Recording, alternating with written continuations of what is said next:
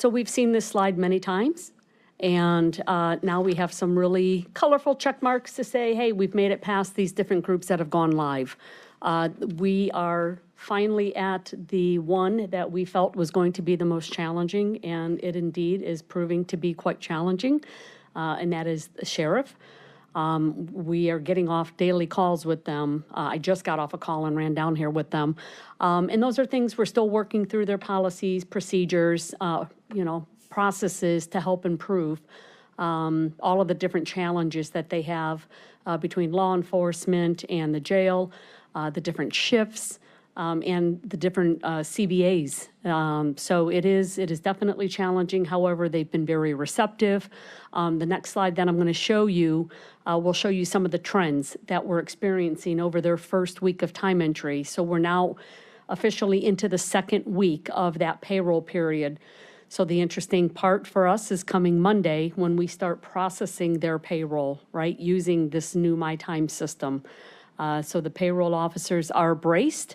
And we've been talking again from the sheriff as well as the jail administrator, and they are doing everything they can to make sure time entry is not only occurring, but that the approvals, which are the key piece to making sure that people are not only getting paid, but getting paid correctly.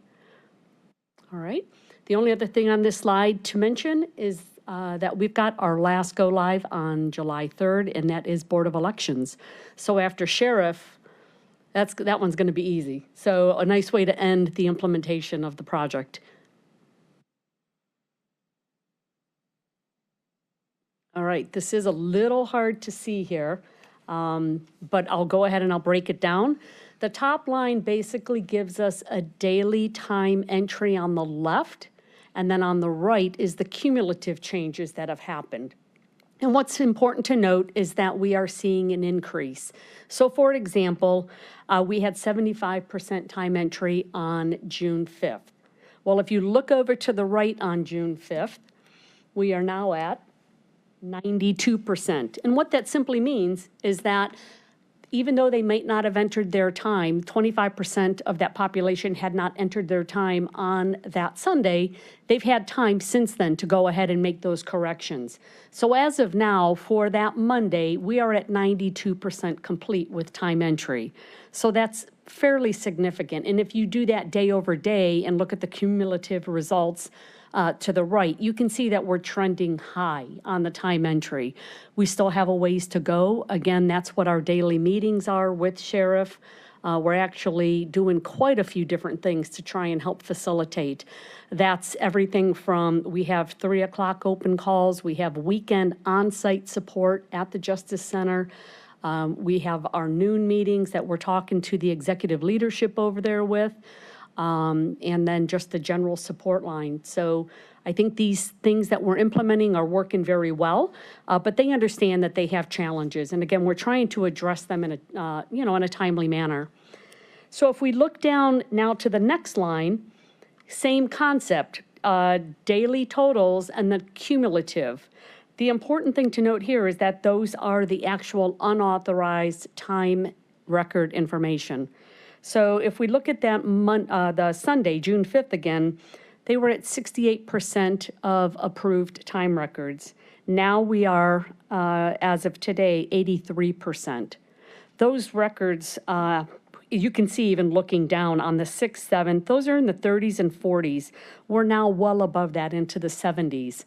So it's, though far from perfect, we'd love to be close to 100%. A lot of that is, again, based on shifts. So a lot of different variables that are impacting it, but significant improvement. So the hope is that by the end of this week, we're going to go ahead and be as close to 100% as we can going into that Monday payroll processing. Any questions? All right, I will then let Andy go ahead and start talking to some of the finances. Thanks, Connie. And just as a quick note from me on this, the sheriff has been very involved, and I know that Sheriff Hammond is new to the position, but I don't think he has missed a meeting yet or missed a working session yet. So he has been deeply engaged in this process. So kudos to him for working closely with the teams and being engaged and working on getting this transition done. As Connie mentioned, lots of complexity with the sheriff, but I think we're fighting through it. All right, so I'm going to move then to the project financial page. Thank you very much, Connie. And so this is a similar chart that we've shown last time in the last successive times. This is just an incremental change on that last presentation. First thing I will mention, though, is that there is some items, some invoices included in here that have not been paid. As you all are familiar, we're on a cash basis. I anticipate those items that are included will be paid by the end of the month, but I included them and chose to include those so that we could at least give you somewhat of a final, not somewhat, a final look as to what the finances on the program turned out to be. So let me call out a couple of things here. The first is that, probably the headline is that in the last meeting, we announced that we were able to cumulatively reduce our forecast by $1.9 million. And as we ended up looking at the results of this, we now are able to lower that, that actual amount by an additional $106,000. And you can see that as designated by 0.1 on the chart, and you can see where that corresponds to 0.1 in the verbiage there. Then I would like to call out just a few of the details on where we, with any project, we have some ups and we have some downs. We had a negative variance based on basically our consulting, meaning that we used a little bit more consulting than we had anticipated. And that was really done by a couple of things. One, we had a little bit of a higher burn rate as we were going into the go live. We used our consulting team members a little bit heavier than what we had planned on. We lost some internal employees, so thus we had to increase the load on these consultants. So burned a little bit hotter than we anticipated. We also had some invoices that weren't accounted for. As we were going through and truing up everything, we realized some invoices for vendors had not been in our projections, so we added those in. So those were some negative variances we had. Some positive variances we had was a couple sessions ago, we talked in depth about what we could capitalize and what we could not capitalize. There was some positive variance to the project financials in that we had some invoices that were included but were not capitalizable. So we back those out of it. Those go into our operational budget, so it's not a savings or loss to the county, it's just where do we account for those at. So we pulled those out. That was a positive variance to the program. And then we also used less backfill than we thought. And the backfill was to take the place of current employees. We did that at a lesser rate than what we had anticipated. So that was our negative, that explains our negative variance on the consulting services. On the positive side, when we went through and we finalized our capitalized internal labor, we came out with a better than expected $285,000, not really of savings, but of less than what we forecasted for internal labor to be on the program. So you take that all add that all up together, and it will show a positive variance to the overall program by $106,000 from what we reported last time. And then just as a side, I threw a lot of numbers at you, so I'll pause right there. Any questions? Questions by my colleagues? I have a couple of questions. One is if you can give an example of or two of things that you thought would be capitalized, but then decided they were not eligible to be capitalized. So one of those the one that we've talked heavily about was the training, right?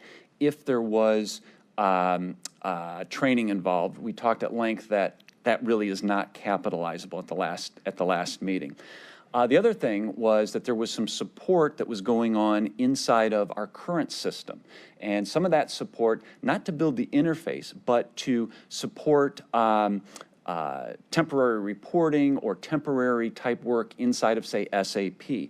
That work is not capitalizable to the program. It's an impact to the program, but it's not capitalizable. So those are a couple of examples that come to mind immediately. And in fact, some invoices, as we looked at them, were for in-force support that was outside of payroll, right? So we had some support that was going on for, say, some of those underlying infrastructure items that was in a 2022 invoice that shouldn't have been there. And so we backed that out. Okay, and regarding the higher than anticipated burn rate on consulting going into the end of the project, I know that you had to do whatever necessary attitude to make this work, and I'm glad you did, and that we are where we are, and I think that simply reflects that activity. And also, Councilman Tuma had a question or two. Thank you, Mr. Chair. To the director, thank you for being here this afternoon, both of you. As far as the vendor invoices that were unaccounted for, so how far back were these dated, and how did they become unaccounted for? I mean, how'd you find them, or how'd that come about? Yeah, it's a great question. So they only go back at the latest, at the earliest is 2021. So they wouldn't be back from like 2020 or anything. So it would have been into last year and into this year. And so that's as we're going through and we're looking at these items that say, okay, we've got an invoice from, say, an Infor. Do we have that properly classified? And so some of those that we didn't have in there, we came across, right? So we go look at our AP system. We say, okay, give me every invoice that we paid to Infor. Let's understand finally here, as a final step, do we actually have this in the right spot? So we had some of those that, we should have had in here that we didn't. Okay, so that stuff is all accounted for now. All the outstanding invoices are accounted for, and they'll be paid, vendors will be paid accordingly. And yeah, so in those unaccounted for, they were paid. Okay. Okay. It just wasn't, they just weren't bucketed right. Oh, I see. Okay, so they had actually been paid. It's just that the accounting, for whatever reason, wasn't. Yeah, I don't want to say they were 100% paid, but they were in the either paid or in the process of being paid. Yeah, it was just a matter of getting them in the right bucket. Okay. All right. I appreciate it. Thank you. Okay. Yes, Councilman Tron. Yeah, I'm still, I guess, a little misinterpreting the training. As far as the training to go live on a project of this nature, why isn't that capitalized? I mean, I understand the training to go forward. That's a different piece, but without what it takes to build the system, it would be, you had to build that in there. I guess it just seems to me, where did we get the opinion on that was not to be capitalized? Did we get outside counsel on that? Yeah, well, I don't know about outside counsel. We had our internal audit. So this opinion was given, and I'll provide you with this documentation. We talked about it 2 finance committee meetings ago, I believe. Mm-hmm. And in that, we had a very strongly worded opinion from internal audit that was very clear on training. And training during the project was 100% not capitalizable. I have the, I can't quote you. Do you agree with that, I mean? Well, I mean, you accepted it, but do you agree with it? Well, I mean, I'm not going to disagree with the, State of Ohio revised code, right? And in the private sector, that has always been, which is much of my experiences, that has always been kind of an on the edge one, whether you capitalize that or not. Yeah. And so, having been on that side of it, that's why I was curious, because yeah, and I think we've done ERP systems, and it was always one in which we thought it logically, but you can't launch a project unless you have everybody up to speed and trained and ready to go. 100% agree with that. I think that I'm an IT guy, right? So I don't mean to interpret accounting law, but my understanding, the way I justify it in my mind, is that we were building, a widget, right? And we're building a machine. We're building that machine to do something for a business, and that we built that machine, and now we can depreciate that because we're going to have the life of that. We're going to have the life of that machine to give us useful service.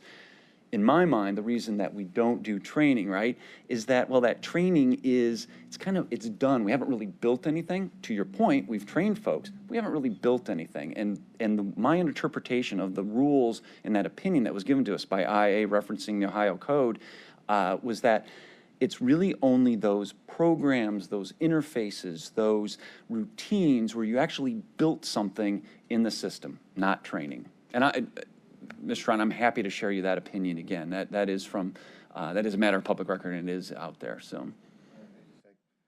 I've always been in that gray area, the same as you were. Yep. The private sector would have capitalized that. Yeah, I know Ms. Baker was very hard on that point as well when we discussed it a couple sessions ago. If I may. Ms. Baker. And I'm glad you said that, because I do agree that I believe, and I mean, I guess we could go back to our contractual agreement with Infor as to what it was that they were obligated to do before we launched.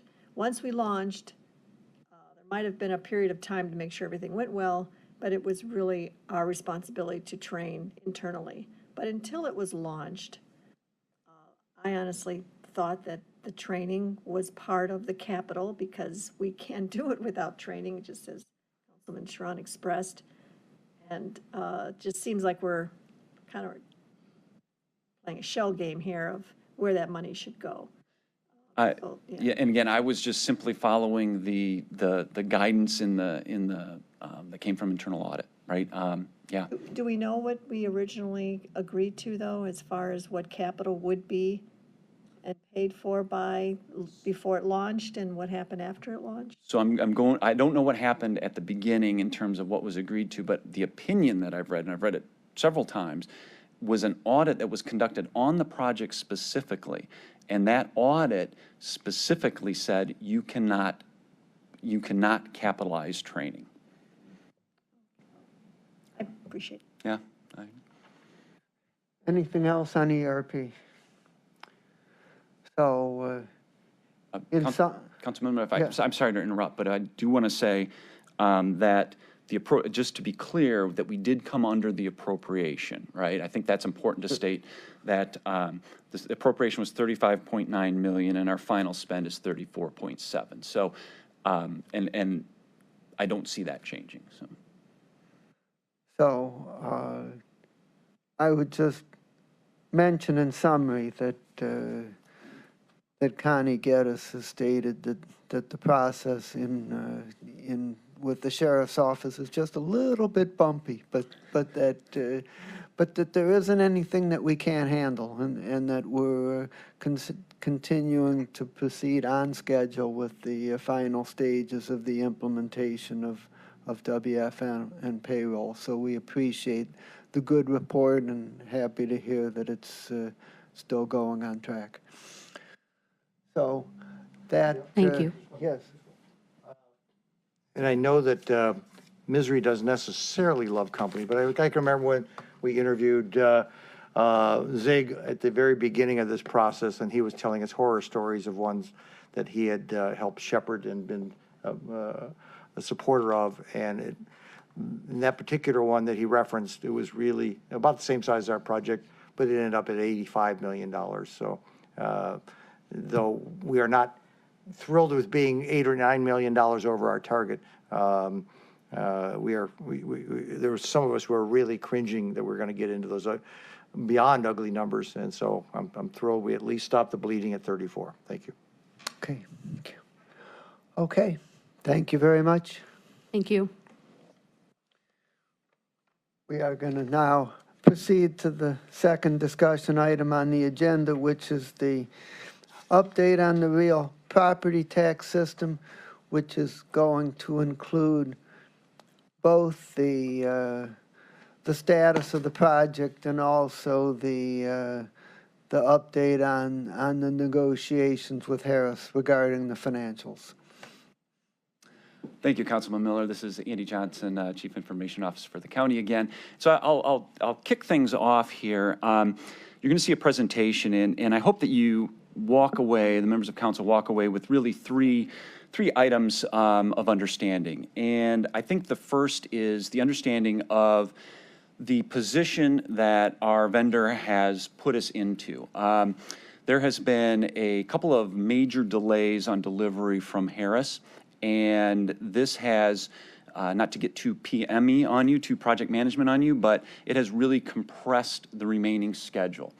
And Deb will walk us through that schedule. It'll be a challenging slide, but I think it'll be very informative to understand the position that we're in right now.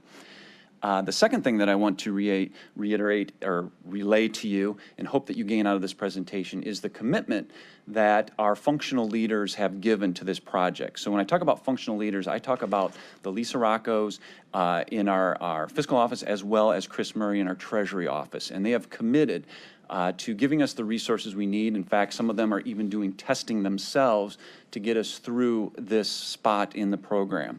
So that commitment, I think, is really what we want to see, that all of the county to-dos, all of the county tasks are done, and that we're always in a position that we are waiting, that we are ready for the Harris changes to come to us. So I want you to understand that the huge commitment during a very busy time for these functional teams. The third thing I'd like to have you walk away with is the economics of where we're at in this project. And there are two aspects of that. One, where are we at in the fixed bid portion of this? But then the second is, where are we at in the maintenance? And in that maintenance portion, you'll see, and we'll talk about some of the concessions that we've received from Harris for time that was spent during the early stages of this project that were frankly wasted. And so we'll talk a little bit about that. So those three items I'd like you to walk away with, and without further ado, I'll turn that over to Deb. Right. So you've seen the slide before. Lists all of the activities that we've completed to date on this project. Right now, we are in the middle of user acceptance testing. The last report that we gave you, we were at 66% on end user testing, and we are currently at 77%. The slide says 76, but we're actually at 77. Some subsets of user acceptance testing are billing parallel and regression testing. So again, the billing parallel is where we are taking a snapshot of MVP at a point in time. We're using that same data in Govern, the Harris application, and we're running through the whole billing process. We're importing payments, and we're balancing the two systems. So that is ongoing now. This is the confusing slide.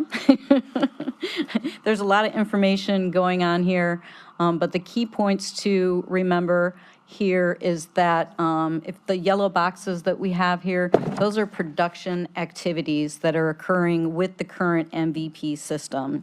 So we need to be mindful that that's going to take away some fiscal and treasury staff while we're going through some of these activities. We received a conversion file, and basically that's Harris taking the MVP data and formatting it and transforming it to fill into the Harris database. We received one of those in December, and we had some testing going on that if you look at the original plan, we were hoping to wrap up by the end of May. That didn't happen. There were some, on that first conversion, there were some significant errors, and Harris had to go back and redo that conversion. We received the second conversion file in March, and again, that had some functionality that was not missing. So some key functionality as it relates to penalty and interest on delinquent parcels, and some other critical functionality that just was not in that file. We didn't get the third conversion file until May 19th. So when Andy talks about that snowplow kind of happening, that kind of pushes us all along where we are now not wrapping up billing parallel until the end of June or potentially later, which gives us little time for bug fixes so that we can have, final bug fixes, testing, a code freeze, and go live in late October after our third billing. So, again, those delays and those errors that we experienced just pushes that timeline along. We're still being cautiously optimistic and hoping that we can make it for the October deadline. And with that schedule, we would be entering the tax rates for each of the municipalities in Govern in November. We would calculate bills in December, and we would collect in the new system in January. Any questions on that? Ms. Baker. So, I always look at the finish dates, and I know that we talked about the load rates, calculate bills, and collect for November, December, January. And I know you have it under original plan where it was dropped a little lower before, but original plan isn't the plan anymore, right? Well, we did not complete user acceptance testing by the end of May because we were waiting for Harris on an updated conversion file and some bug fixes that they did not deliver until May 19th. So all of the functionality and all the tests that we had that were related to that missing functionality were blocked, and we are now testing. Those tests look good right now. We haven't seen any major errors, but again, we don't know what we could potentially find. But so far, all of our testing looks pretty good. And the issues that we are finding, Harris is able to turn around, very quickly, and we can retest those. If I may, so the billing for the end of October, for October 9/16 to 10/7, you are absolutely on track in wanting to meet that deadline, is that right? That billing, that third billing that's going to happen in September is going to be done in MVP. Okay. So that was always the plan, to do that in MVP. And then after the collection ends, we would take another snapshot of MVP, and we would convert that data into Harris. And then if any activities occurred, any payments or anything after the deadline, we would have to get the two systems synced together. And then, yes, we would load rates and govern and calculate bills and collect. So our timeline has not changed at this point in time. We're monitoring it very closely. And, if we see any major roadblocks or potholes in the road, we're going to have to address them as they come. But so far, we're seeing that the file looks good and our testing is looking good. My question is, when we come back to this in a couple of months, if things are as they should be and things are testing as you hope they will, wouldn't the govern go live be part of the top October timeline? So that, because if we miss that October timeline, as we talked earlier, that throws off the entire project. Absolutely, absolutely. So that load rates, calculate bills, and collect should really be on all three of those lines, because Right. that is our plan, right? That would be on all three of your lines. Yes, right. Is there a reason why you didn't put it on all three of your lines, or just? Because I had to fit that note in there. Because it looks like original plan, and that was the original plan. No longer is it the plan, it's the That original. is the original plan. I guess the difference between the original plan and the project adjusted is if you look at that and you see when the final bug fixes and retesting is happening, right? Because so we wanted that to happen in June so that we could have a long period where, if anything popped up, we could address it. We wanted to have that code freeze so that no more changes are happening. Right now, that final bug fixes and retesting is pushed into August, and our code freezes in September. So it gives us, the wiggle room is very tight there. If I may, I understand the concerns. I see it, you've got it well written.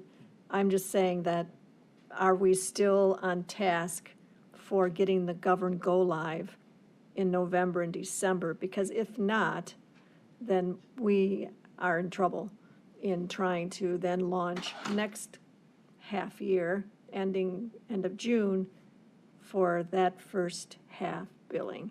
Right, we want That's a to, very important 3 green blocks there that we aren't really making a commitment to in the top or bottom timeline.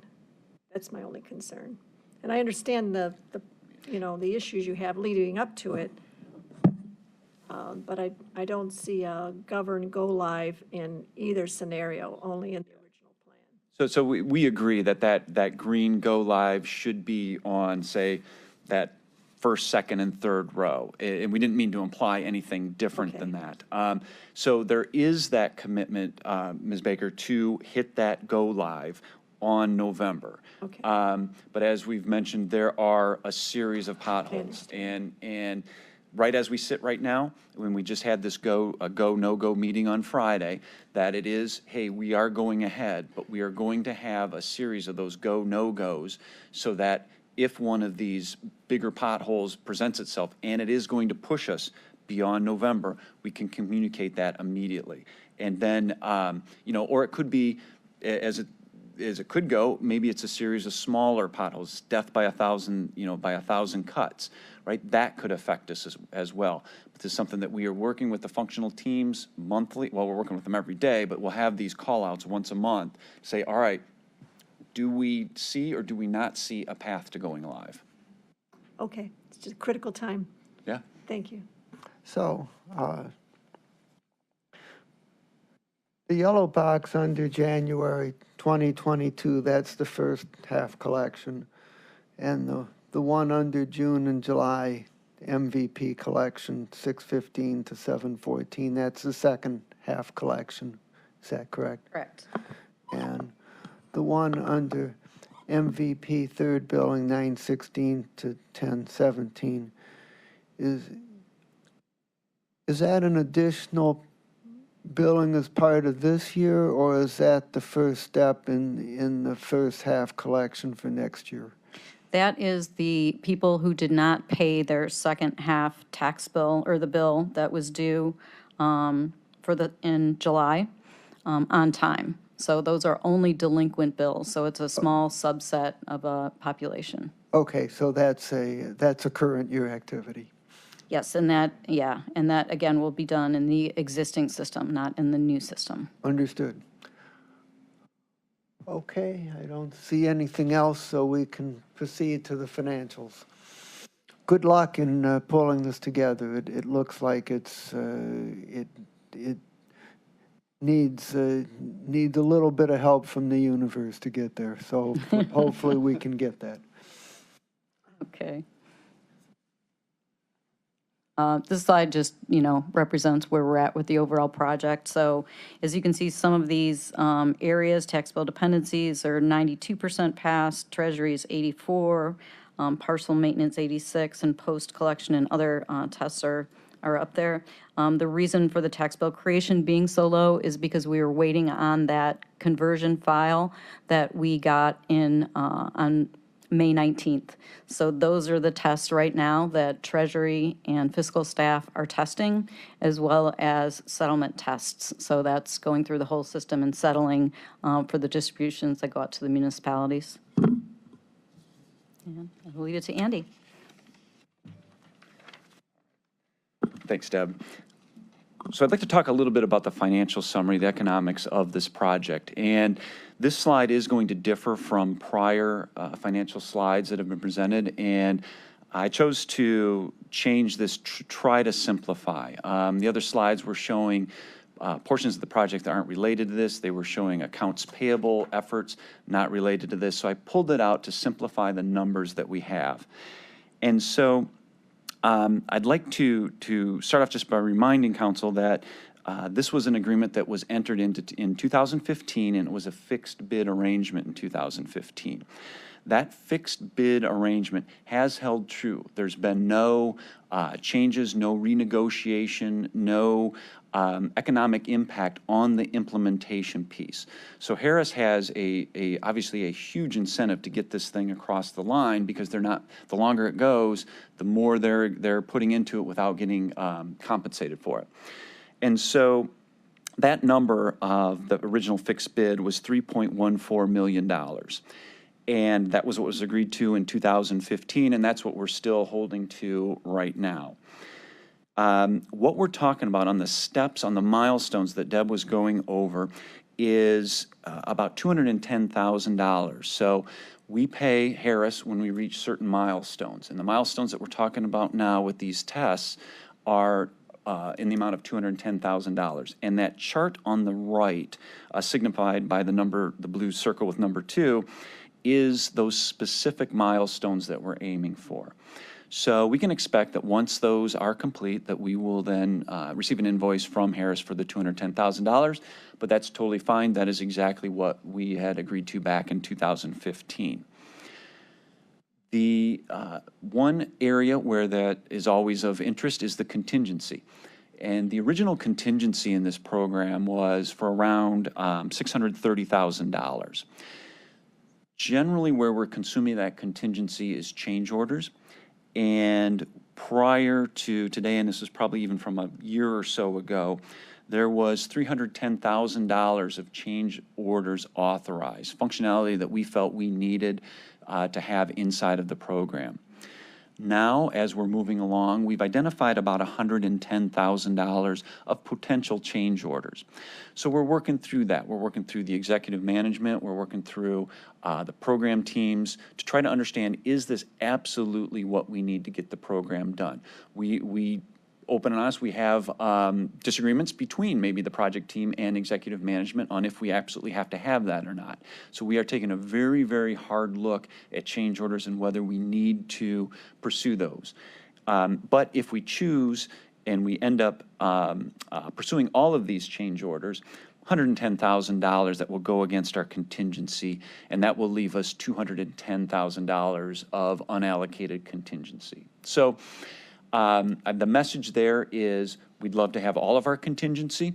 We don't. We've got about if we put these recent change orders in, we've got about $210,000 left. Obviously, we'd love to have more, but we think that right now, knowing what we know, that should be enough to get us across the finish line. As we've mentioned before, not trying to give myself an easy out here. We still have a long way to go. There's still some walls we need to tear down, and as you know, whatever we tear down, there may be things that lurk behind it, but right now, we're comfortable at this level. So I'll take a pause there. Any comments on our current implementation as it goes to the fixed bid?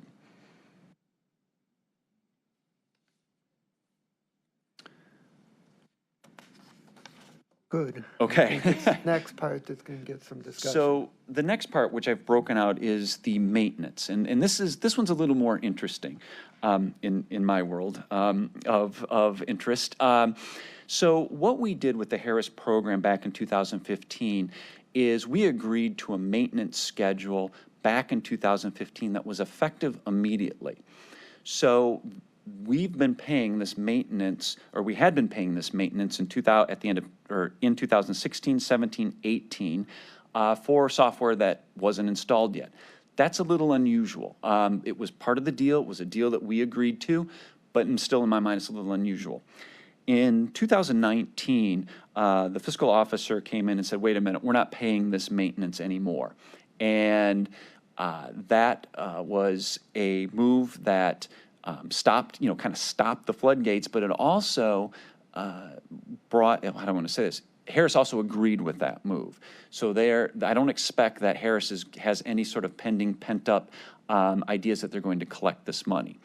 So that's why those two boxes in year 4 and year 5 are highlighted in that salmon color, is because even though we signed an agreement to pay those, we in fact did not pay those. And that again is accepted by Harris. So that was the maintenance agreement, again, a very strange one that was done at the time we kicked off the program.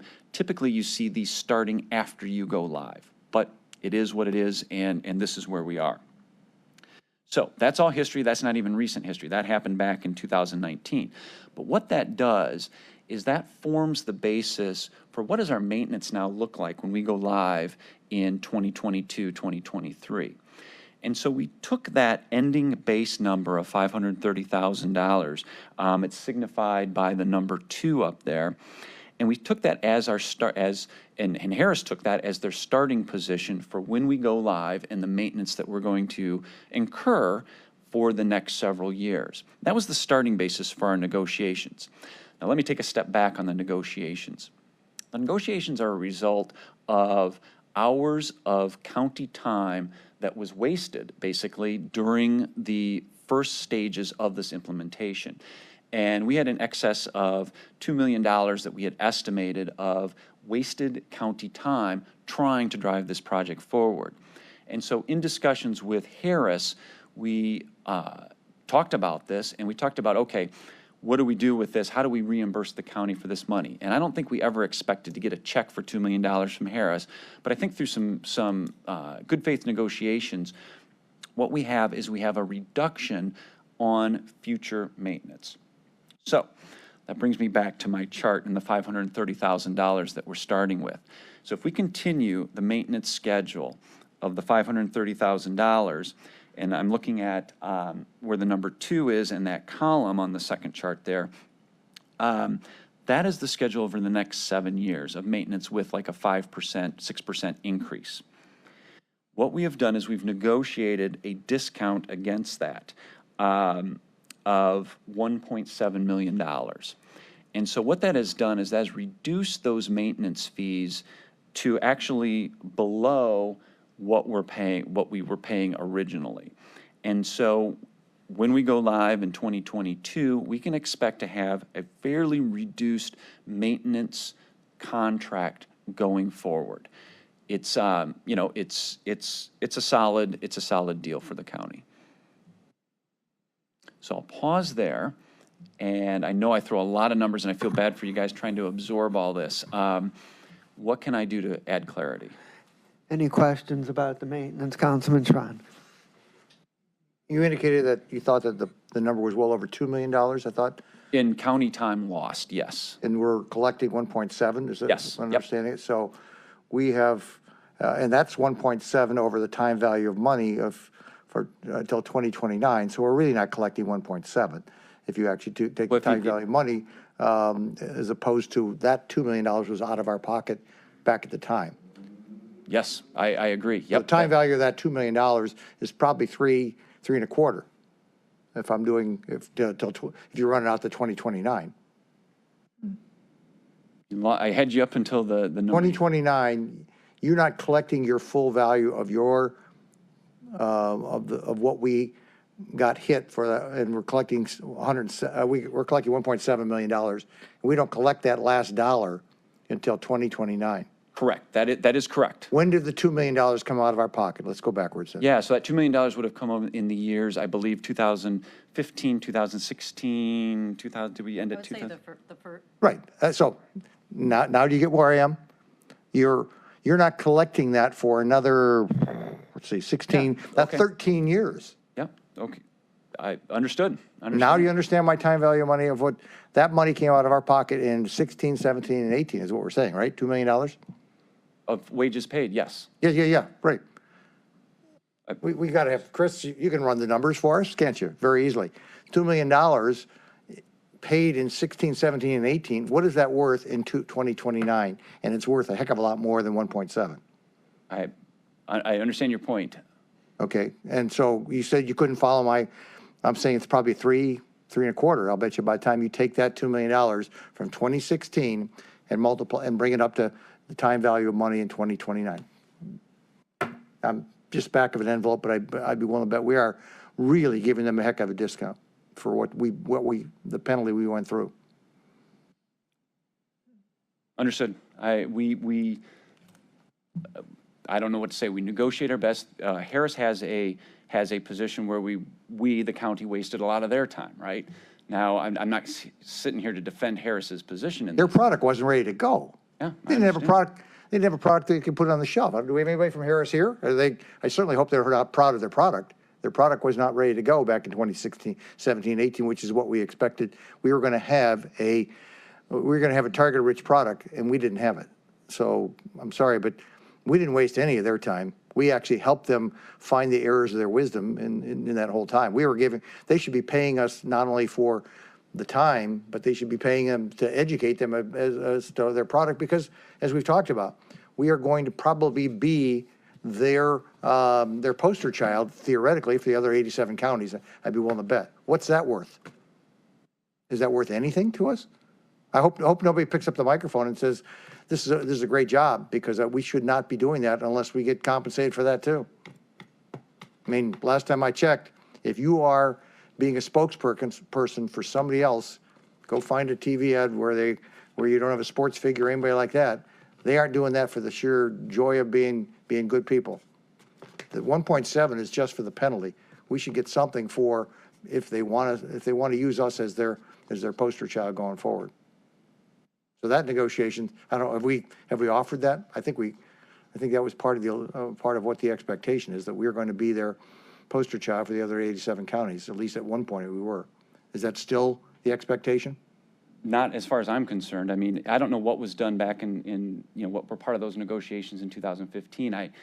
I don't see anything in writing that says that we're going to be the poster child. I don't see anything, that's a commitment that's signed off that will be the poster child. Okay, so we've had counsel read through there that's saying that we don't have any obligation to speak highly of this product when it goes live on behalf of the other 87 counties.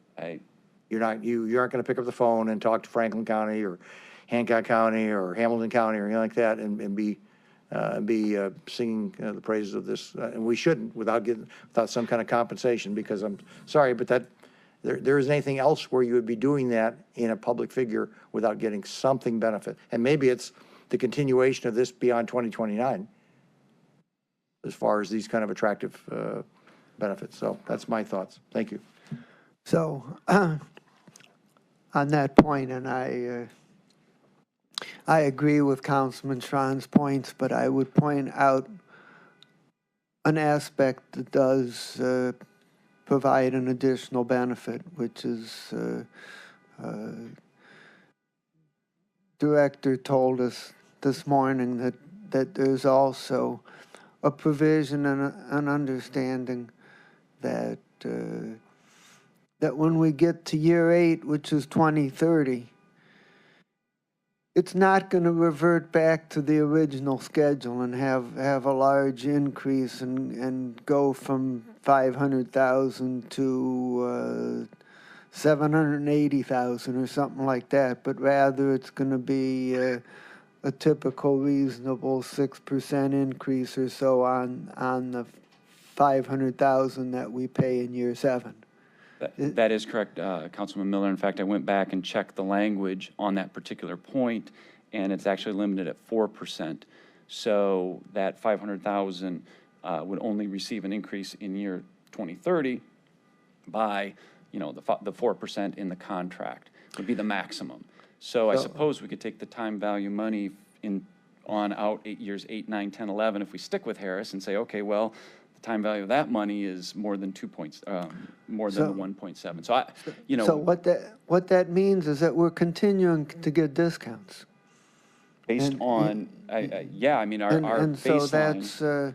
It's not like we're saying once year 7 is over, we revert back to the normal schedule, which is 750,000 or more for year 2029. We're gonna continue with the same rate that we've been paying with modest annual adjustments, and so that helps us going forward as well. Okay, if we're saying the beginning number for year 8 is the 500,000, not the 750,000. That's what we're saying. Okay, then that's not, unless I don't see that on the slide. You got some. No, it's not on the slide, but Okay. it was discussed in the meeting this morning, and Okay. and Director is confirming that. Okay, so it's going to be 4% of the 500,000. Right. The maximum 4% increase on that 500,000. Okay, so they're never playing a catch-up to back to. Not playing a catch-up. Oh, okay, all right, then that's essentially what I was asking for. Yeah, right. That they retain that. Yeah. Yes, okay. Right, that's what we're getting. Anything else on the maintenance, Councilwoman Baker? I'm sorry, I didn't mean to say that I did, but I will say, though, it's all depending on and probable, I guess, that we would go on to year 8 and 9 and 10.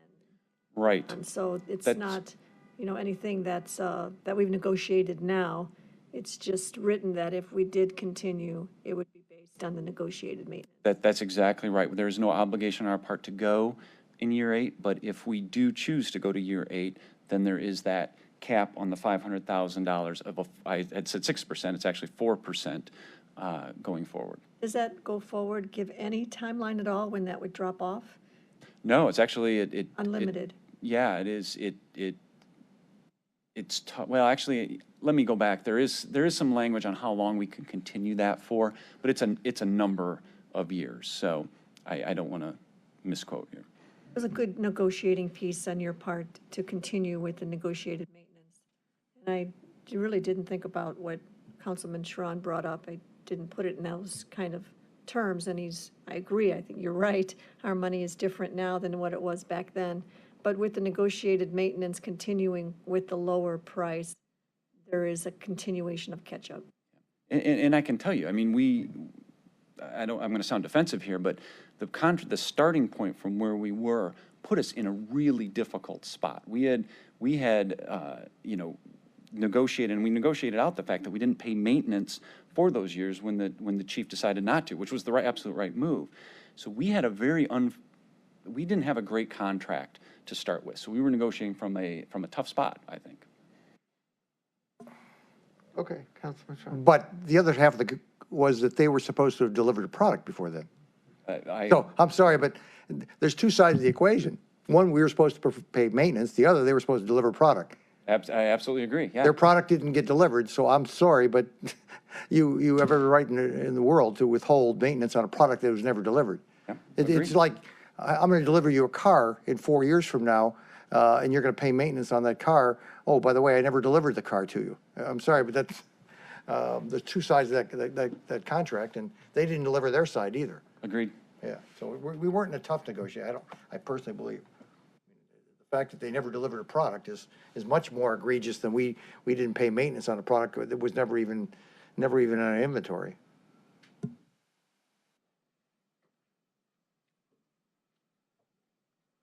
Okay. Proceed. All right. Okay. All right, so just to go over some of the risks that we have for the October go-live, first and foremost, as we've always said, is the completion of the user acceptance testing by June 30th. We talked about this before, we like to see a path to completion, but we don't know what kind of potholes we could hit. So far, everything is looking good, but there could be something that happens down the road that makes us reassess that. As Andy talked about, it could be the death by 1,000 cuts, right? And one risk of that is some of the treasury testing that we had to hold off on because of that missing functionality. They're now going to be in the middle of a collection. So we're going to have to really kind of work around their schedule and see how much we can get done in the next couple of weeks. Another risk is the completion of the interfaces for system integration testing. We still have some change orders related to some of those interfaces that still need to be developed. Harris is developing some of those interfaces at risk while we're waiting for approval on them and while we negotiate the final cost on those, as well as some of the, what we're really doing is taking out the nice to haves, right? What is critical? What can we wait on post go live? So just balancing all of that to make sure that we can meet this deadline that we've established. Okay. Some staffing updates. As you know, Harris has been through quite a few project managers during this project. We lost another one since our last report. That person has been replaced. Lori Tupper has been added as a Harris PM. The good thing about Lori is that she has a tax background, so we're hoping that really helps in this project. We had a secondary PM that resigned due to health issues on the Harris side, and the project director, who has been here since the reset, is assuming those PM responsibilities with some backup staff. On a positive note, we had a Harris resource that went out on a maternity leave for 3 months. She is now back. She's been with the project from the very beginning, so yeah, we're very happy to have her back and supporting the project. And again, as far as staffing, the fiscal office and the treasury has committed to completing the assigned tasks and completing the testing. There have been no other changes in the county staffing. We still have one analyst position that is vacant that we are still collecting resumes and applications for. Okay. That was it. Any other questions? So I'm just going to make one more comment about the maintenance, which is that it's hard to go back to a vendor and get compensation for things that weren't done and the impacts those have. And And the response you'd often get would be, "We'll see you in court," which would be a long and protracted process. And I think the fact that that we're able to reach a negotiated settlement without litigation is a plus.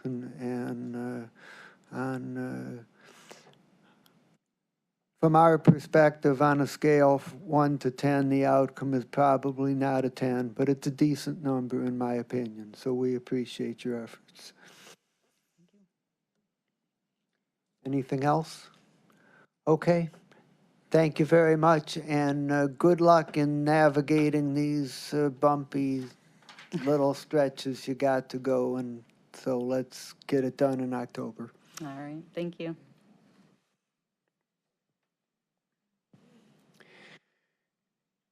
Is there any miscellaneous business? Hearing none, there's nothing more that holds our attention. We stand adjourned.